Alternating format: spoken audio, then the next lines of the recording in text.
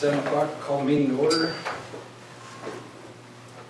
Samantha, you can take the roll. I was like, where's Judy? Principals reports. Okay. On November 16th, we had our Title I Literacy Night, and we just kind of did an open house. We had a pretty good turnout for that. Mrs. Cudmore is doing, for our Title I, part of that is family involvement, parent engagement. And she is starting something new where she's going to be having things in the morning for parents to come and kind of be a part of. And the first one will be this Friday on December 10th. And it's just family time with Santa. Santa's going to be there and read a story with families, and they're going to make some crafts. It's just a fun time for parents and kiddos to spend time with each other in school. Recently, we've had 2 elementary tournaments. Both the elementary girls and boys placed second at Pond Creek, and then our girls and boys both placed third at the Cherokee tournament. Last Friday on the 3rd, we had Yo-Yo Around the World here, which was fun for the kids to get to be a part of and watch him. His name's John Fox. He came and kind of demonstrated some different tricks with the yo-yo, so the kiddos had fun with that. Currently, our testing window is open. We've started STAR testing. We've seen already a lot of growth in a lot of our students, so I'm really happy. A lot of our 3rd graders have benchmarked, which is a relief for us right now. Our next Thursday on the 16th, we will have our Christmas program that Mrs. Ware is putting on. We're still so excited that she's volunteering her time for the music program. And then I think kind of the last thing is we will have our AR party the Thursday before we get out for Christmas. We've kind of changed the way we've done AR this year. Last year they met a goal and that got them to the party, but this year we've kind of made it more individualized, where they keep working towards new goals. We have 148 so far that'll be coming to the AR party that have met their AR goal. So I don't know what the numbers were last year, but I think that is a really good number for this time of year. So I think that's about all I have. All right. First, I'd like to start by thanking our community for all their support. As we know, One Act was our was 4A state champion, and they had 3 performances and sold raffle tickets on a Blackstone flat top, and they made $9,273 to pay for rings and a few other things, and they well surpassed what they needed. So we also had our Ffa Labor Auction, and they netted after their expenses $29,941.75. So just those 2 things alone show what great community support we have. Our basketball is in full swing. The junior high girls were the Cherokee Junior High Tournament champions, and the junior high boys were the Cherokee Junior High Tournament runner-up.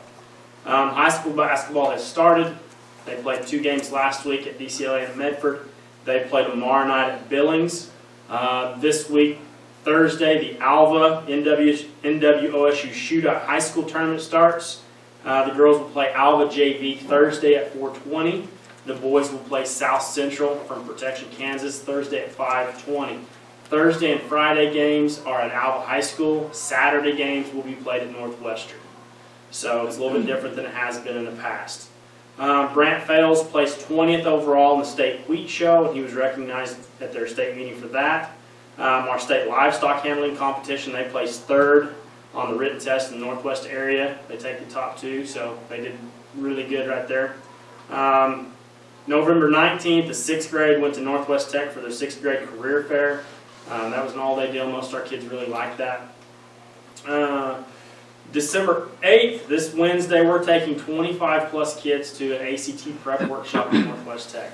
I know a lot of our sophomores are going. They took the pre-ACT in this last month, and a lot of them did really well on that.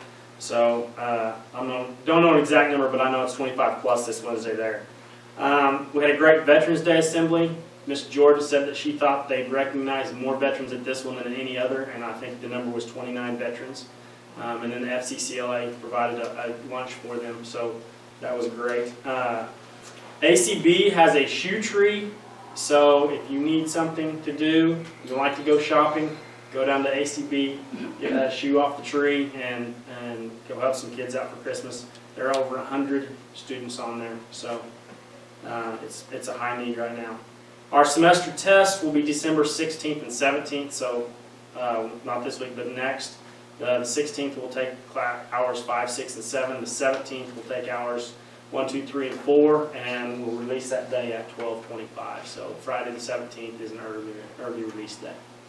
I'm going to let Coach Schombacher tell you about football. My football's over, but we had some players that received some high honors, so when he gets that open. But I just had it and I closed it, so I don't want to be wrong. We had our all-district meeting like we do each year at the end, and we had a few kids that got recognized for all-district honors. First of all, Blake Lyon, senior, he was selected 8-man all-star, and we know Blake didn't get to play most of his senior season, so for him to make that list was kind of a testament to what he's done. The coaches in our district were very gracious in allowing him to do that. Brant Fales was first team offensive line, and Brant was also selected to not play, but to be on the CTV Sports All-Star list, and there's a banquet for that next Wednesday night, and he gets to be a part of. Colby Roberts was second team offense as a wide receiver. Make sure I'm not skipping anybody here. Damian Ramirez was second team linebacker, and Gabe Wyatt was second team defensive back, and Kai McHenry was second team specialist. Alberto Alvarez was honorable mention, and that kind of rounds out all of the positions, first team, second team. We did have several that made the academic all-district list, and those are for the kids that have a 3.5 GPA or higher during that current semester, and that was Lake Lyon, Gabe Wyatt, Damian Ramirez, Kai McHenry, Xander Jackson, Brant Bales, Declan Lucas, and Aiden Sanborn. So congratulations to all of those kids. I think that's everything we have. And all the reports. Yep. What you want to say? Thank you, guys. Number 3, approval of the consent agenda, A through E.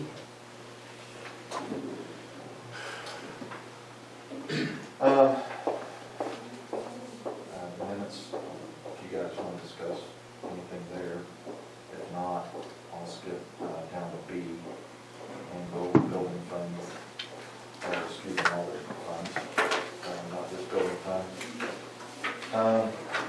With the general fund first, something that I want to point out here is if you'll look at your summary of financial activities sheet that Amanda has, it's the one that looks like this, and it's in there somewhere, I'm not sure which page it is, but it's the one that gives all the fund balances.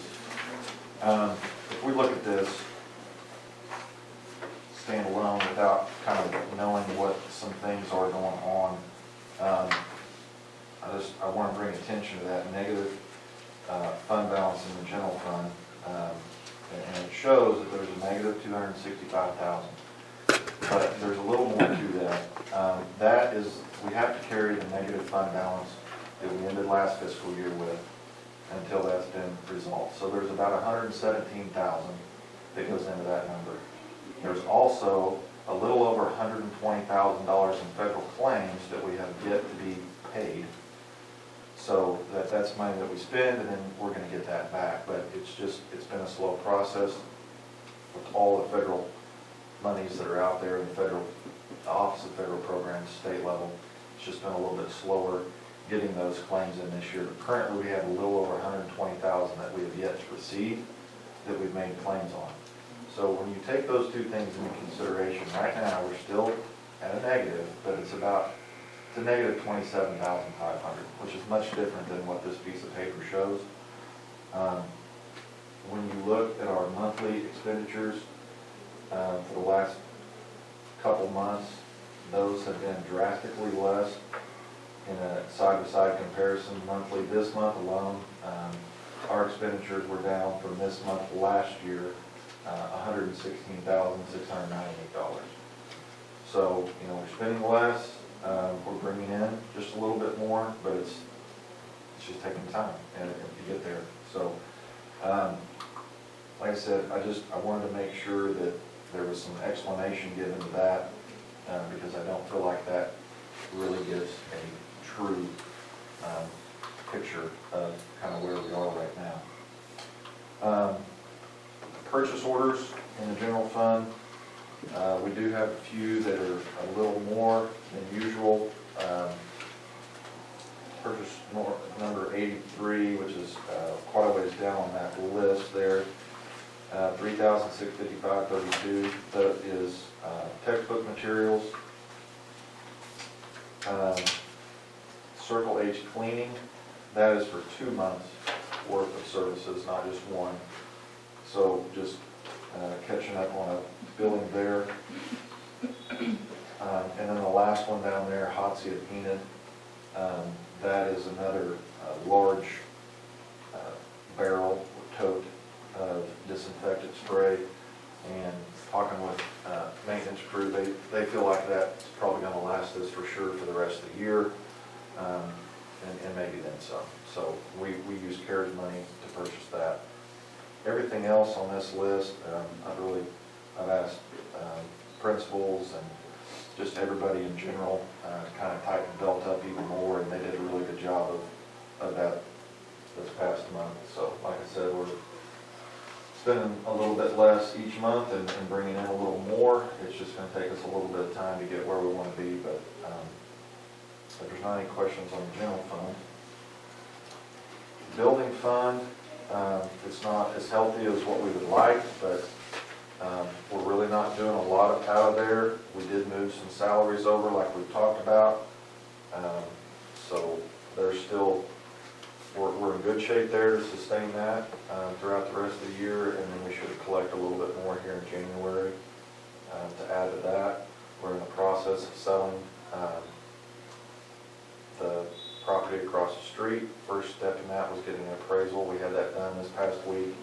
Should know, kind of where we stand with that in another week or so. So as soon as we get that in, we'll take the next step and open that up for some sealed bids and continue with that. So that money, because that property was purchased from the building fund, would go back into the building fund. So that will help that out a little bit there as well. And then our lunch fund continues to grow slowly because of fully reimbursement for meals in that USDA program. Earth bond fund, everything's kind of stays status quo there month to month, and then the seeking fund still has a negative balance because of tax protests.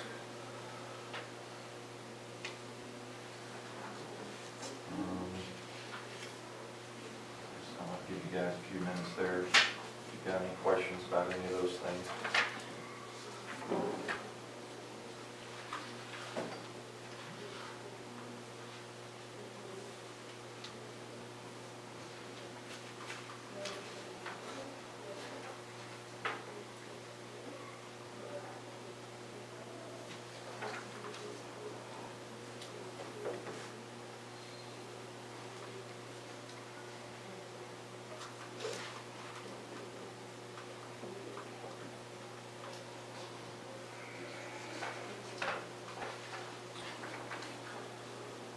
Samantha, do you have anything to add to treasurer's report? No. Nothing on that, do you? Lots of basketball official checks and Yes. things like that going on there. So we did have one fundraiser request. Mrs. Patterson kind of mentioned it. The library would like to do pictures with Santa. And that money would go back into the library fund. Just a small fee there for students to get their pictures with Santa during that event.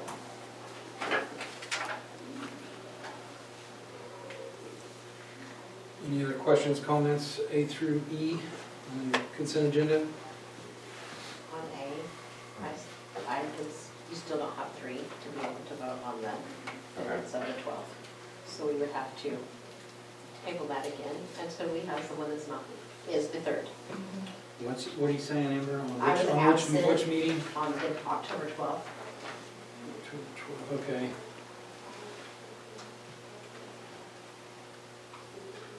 But I would make a motion to approve everything except minutes of the 12th.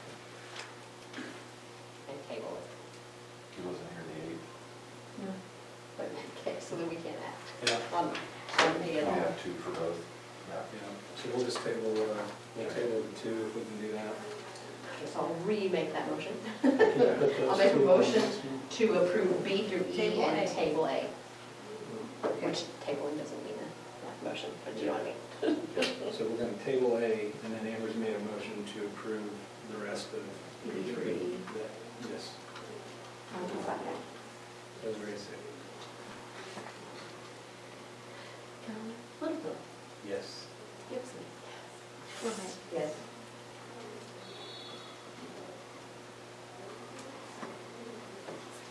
Number 4, discussion and vote to approve the transfer policy required by the SB 783. Okay. That should be at the back or the bottom of your packet. I gave everybody a copy of that.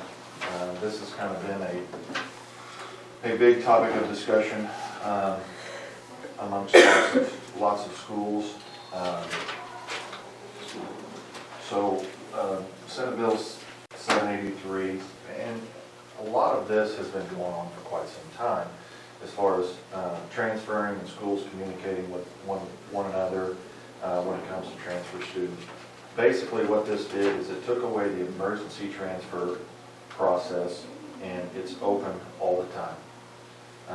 Students would be able to transfer 2 times during any school year if they meet the criteria and are not denied by a school. So we have to have a policy in place by January with our capacity numbers that I will get to in a second, posted to our website. And in this policy, and we'll go through it a little bit more detail, so I'm just kind of giving you the overview here. But it just kind of explains what the criteria will be that we make our decision on, what the process there is for notification, whether it is going to be accepted or denied, what the criteria are to deny that. There's an appeal process that's outlined in this policy, and then our capacity numbers for enrollment are included in this policy. Those and this, I believe this is going to be a fluid policy for a little while because this is brand new. And so I don't think that the procedures and the processes in this policy will change much, but those capacity numbers are, they have to, and we have to update those quarterly. So until we kind of figure out what this really looks like for us and what this is, on this second page here, with the capacity numbers, a lot of other schools in the area, and then talking with Mr. Pruitt and Mrs. Patterson, these are our current enrollment numbers as of today. So this is our class size. And so with this policy, what I'm recommending is that we start with this when we come back in January. This is basically going to shut off the opportunity to take any transfers right now. But what we don't want to do is just completely open up floodgates and not be prepared for that. We don't get a lot of transfers at that time of the year anyway. This is not going to revoke any transfers at all on students that are currently here. They will all be accepted. If we have other students that move into the district, we take them, we serve them, even though it may put us over this capacity that we're saying that's where we're at. So the chances of us getting kids that move in after Christmas break are pretty high. We just don't know who that might be, what grades they might fall into. And so it's going to be kind of difficult to predict some of that. But we will take those. These numbers right here put us in a safe, kind of a safe zone for right now until we figure out what this policy is really going to look like for us. Because it's not to say that once we get through the spring, we may want to reevaluate. We may be able to see next year, you know, what our classes look like. You know, families may notify maybe they're going to move, and it's going to open up some room in a certain grade. All those numbers are going to have to shift anyway, because as 3rd grade moves to 4th grade, and 4th grade has to change. So, like I said, I think this is going to be a little bit fluid in the sense that we're going to have to figure out what we feel like works best for us and where those numbers really need to be. So this is kind of a conservative approach to it right now.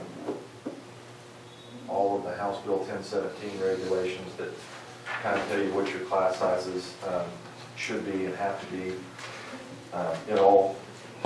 It follows that. Going back to the first page here, it goes through, it outlines that they're limited to 2 transfers a year. There are some exceptions in there, students in foster care. Each transfer, let's say there's a family that wants to transfer in, each kid in that family will be looked at separately. It has to be because they're individuals, so they're going to be in different grades. You got to look at capacity for those different grades. Sometimes kids, some of them have perfect attendance, some of them don't. Attendance is another criteria that we can look at to determine on whether or not we want to take a transfer. If they have a history of absences, as it's spelled out in that policy, if they have 10 or more absences in a semester that are not excused or due to an illness, that gives us the ability to deny a transfer. If they've been in trouble, if there's discipline issues there, we can deny that transfer. Possession of intoxicating beverages, stolen property, kind of, major discipline issues there. Those are grounds to deny that transfer. If they don't meet those criteria and we have capacity, we have to take them, just as if they were in our district. And so, like I said, starting off with this policy, that's kind of been the consensus, is that I would say probably 95% of the superintendents that I've talked to about that are going to be pretty conservative to start with. And then, as the year goes, if it looks like they might be able to open that up a little bit, they can come back and review that and do that at that time.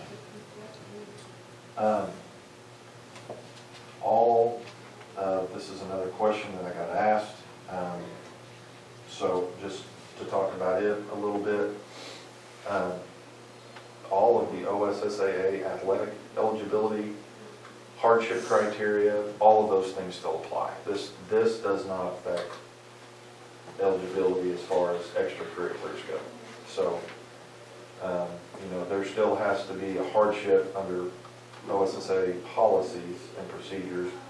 If a student was to transfer here and want to be eligible to play, they're going to have to file a hardship to do that. So this doesn't have anything to do with OSSAA athletic eligibilities, any of those things.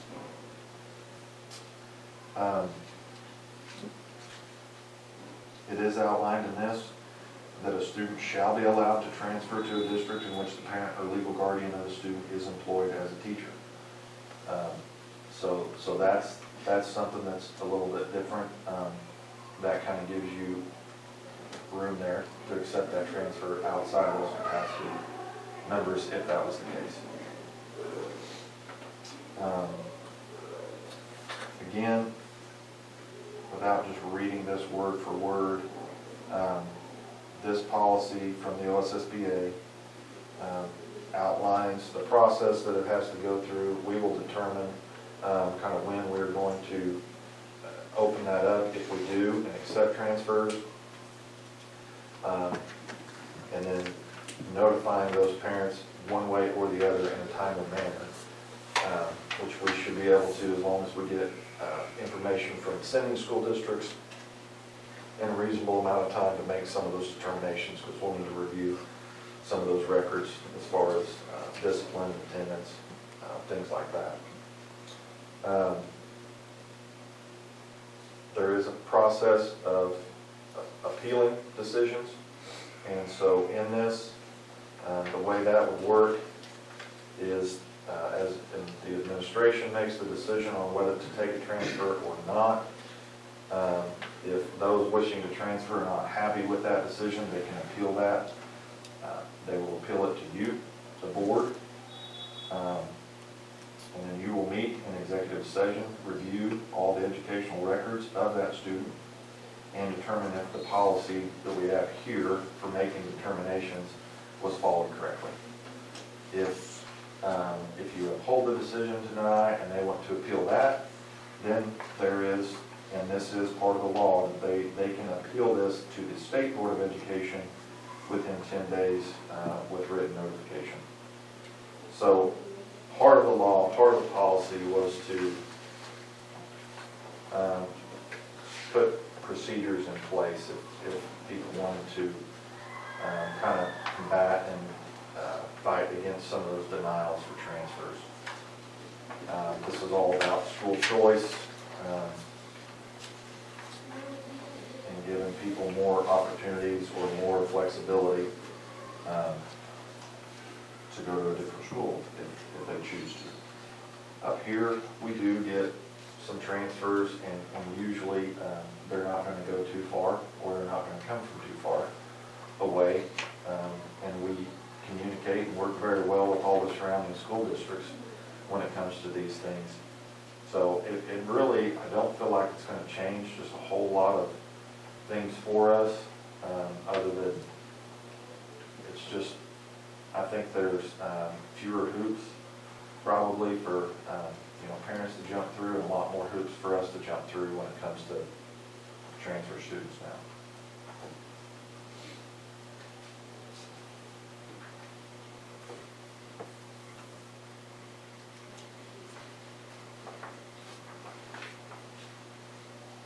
I just think it's kind of odd that everything going on in our state, that's where they want to camp out on is student transfers.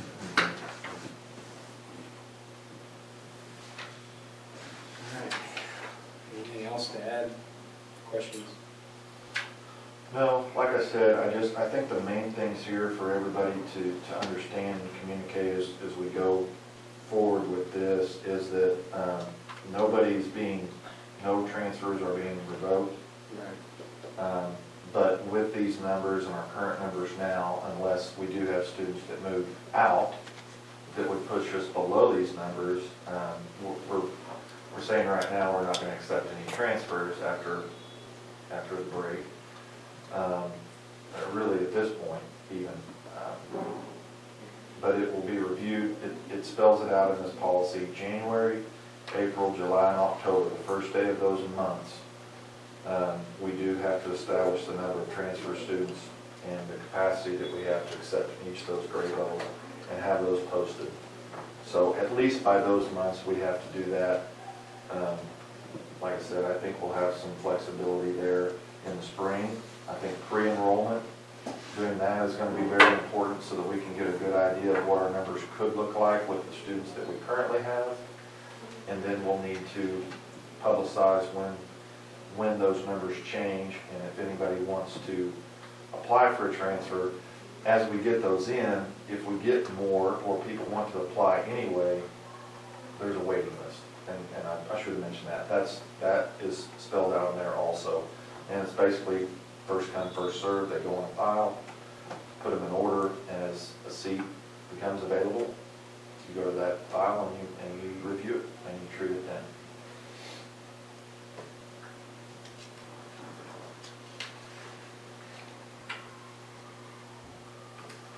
Anything else? Make a motion to approve the transfer policy required by State Bill 783. Have a second?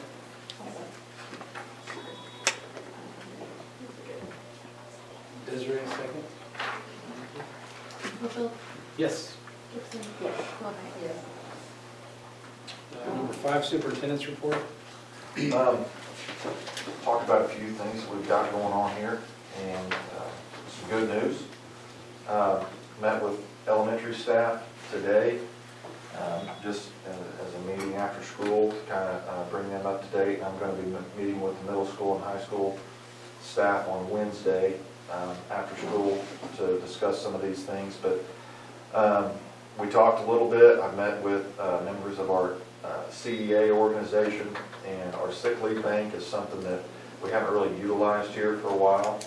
And so we've kind of been in discussions with that, revamping that. We've had that policy and agreement in place, it just hasn't been utilized. So we're gonna do that. I think that'll be beneficial for some of our younger teachers that we have. And so just trying to do some things there for our teachers that we can do right now. You know, another thing that we discussed, and there's some local schools, or some that are close, that do this, and it's a short-term leave option, which basically would, if teachers got to run downtown and be at the bank in the middle of the day, because that's the only time it's open. That's kind of hard to do sometimes during business hours, and so we'll have what we call a short-term leave option, and that's going to allow them to go do those things and make sure that their classes and things are covered for a short period of time during the day if that kind of emergency situation comes up, and it can be covered and it won't affect their personal leave. So that's going to help out some. We'll monitor that. They have to sign in, sign out of the office, and take care of it there, so it'll be tracked. We're not giving them really, you know, a whole lot of extra leave. It's just small ways that we can kind of help them out here and there. We got the drive-through dip fixed over at the elementary finally. It's been a long time coming, and the city stepped up big time and helped us out with that over Thanksgiving break. And of course Billy and I think Bucky had a hand in that. But the city of Cherokee has been just awesome to help us out with things, and through those interlocal agreements that we've been able to work with them and take care of that. So it's got concrete poured in it. There's still some other things over there that I know will need addressed as quick as we can, and you know we'll do the best we can with the resources that we have to keep after those things. But that was a big thing that needed done, and so that's been done. Over here, our high school parking lot, we've updated all of the lights, are the newer LED style. It's much brighter out there. Did that through AEC, and it's already made a big difference right now with that. We've also got an agreement worked out with Alfalfa County over Christmas break. They're going to come up and help us out, provide all the equipment and the labor, and worked out a deal with ODOT and the regional office at Buffalo to get some ground up asphalt material donated to us to address this parking lot out here at the high school that just has way too many holes and it's very rough. So over Christmas break, that's going to get taken care of. That's not costing us anything to get that done. So it won't be like brand new, but it's going to be much better than what it is, and that's needed done for quite a while. So getting those things taken care of, and then we've got some paint touch-up things that we're going to try to use, maybe some different high school organizations, and kind of do some community service type projects over at the elementary and even around here. Try to get lines painted out in that parking lot once it gets kind of cleaned up and redone. So we're going to try to get with the student council and maybe basketball teams, football team, that kind of thing. Do some little projects as the weather allows during the spring. A couple federal things that we're working on, some programs. Our summer school program, we're going to start having conversations about that just as soon as we get back from break. And through the ESSER 3 or the ARP funds, 20% of that has to be used to address learning loss. And a summer school program is a program that can be utilized to do that. So we're going to look at what that will be for us, and we will utilize those funds for that. It will mainly be to address K through 8th grade in reading and math, but it's going to incorporate a lot of other things. It won't just be about coming and being in the classroom. We're going to try to do some outside activities. We'll do some activities through the library when they have they usually bring presenters and different programs in over the summer, so partner with them a little bit, get the kids over, at the sports complex and the track, and try to get them active and even kind of have a little bit of a recess period during that time. So like I said, it's not just going to be show up have to do schoolwork all the time. Right now, it looks like it'll probably just run through the month of June. But right now, that's kind of our goal with the summer school program, and utilizing those funds to do that. After school program, there is a competitive grant right now that we're applying for, and it would be for $75,000 a year for the next 3 years. If we were to be awarded that grant, it could build off of our summer program and what we're trying to do there. Again, it would be kind of K through 8 focused, and it would be for 2 hours after school. We could provide plenty of staff to do that. The kids would have recess, they'd have an opportunity to catch up, do their homework, get extra help on things that they need. Again, we would bring in presenters, partner with the library to do that. That $75,000 would more than pay for bus drivers and fuel and things like that to get them back and forth to the library. Just lots of things that we could do there, but again, it's a competitive grant, and so it's not guaranteed. I feel like we have a good opportunity, and hopefully in the next few weeks we may hear something there, but that's another one that we're going after. We still have our counselor corps grant that we were awarded, and that would be to help pay for an elementary counselor position. There's 2 years left on that grant cycle, and we're going to start opening that back up this spring and start looking to see if we can find one there. Elementary counselor over there would just help out in a lot of ways. Test coordination, if we can get the after-school program, that's something that they could help coordinate and kind of be a liaison between students and parents. Just a lot of areas over there that they can help with. Another thing, and this is probably the thing that I'm most excited about, is the sidewalk project, Safe Route to Schools project, that I believe has been in the works now for 3 years. Kind of got slowed up with COVID and other things, but it really right now looks like it's a possibility that late spring we could break ground with that project. We originally committed to 10% of that. The city was going to, they committed to another 10% to make the 20% there. Right now, that amount for us that we would be committed to is $106,000 that we will have to pay towards that project. We did apply for a construction application through those ESSER 3 funds, and we got that. So that means that sidewalk project, that $106,000 is going to be paid for that, and it won't come out of our local funds. So we'll be able to use that. And then the neat thing about that is in order to get that application approved, that had to be some type of learning space. And so what we're going to do over there, and we're going to do this with the help of our students, Mr. Pruitt and his woodshop class. There'll be other projects that they can do to build on this project, but that sidewalk area that will be over there in front of the elementary on the west side that will go back around to the east in that corner triangle grass area, and then back over to 5th Street. We're going to put learning stations along that sidewalk, much like what the library uses at the nature park on the other side of town. So there'll be opportunities there where teachers can take their students out there, they can do a story walk, there's different parts of the story along the sidewalks, they can get outside, they can go, they can do those things. Science classes can go over there, there can be different experiments done. I mean, what you want to do with that really could be endless, and we've got a lot of creative people that will come up with some great things.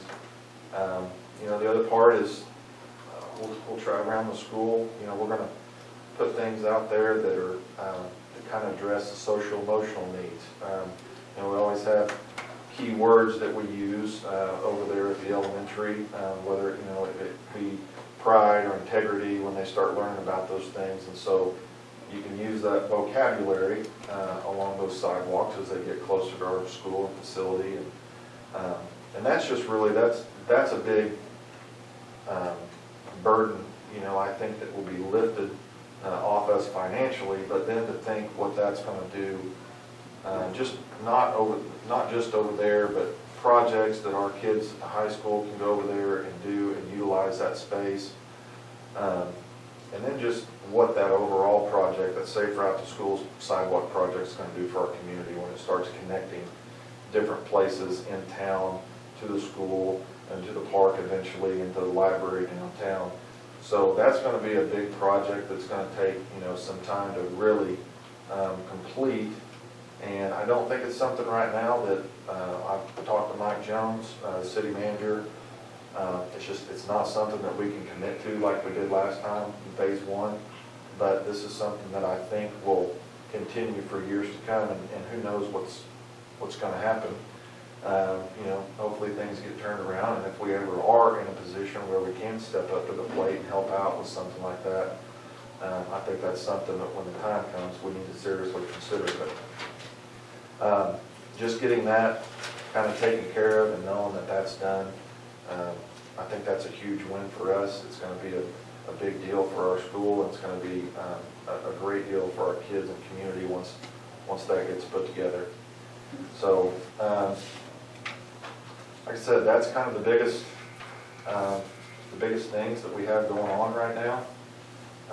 Getting some little things done around the facilities, and then I feel like we're finally starting to put some of these federal dollars that we've been given to work and kind of get a picture of what we're going to be able to do with those things. So, yeah. Thanks, Bryce. Number 6, any new business? No new business. Number 7, I make a motion to adjourn. Do I have a second? Second. Desiree? Samantha? Littlefield, Yes. Gibson, Yes. Mahan. Yes. 7:40.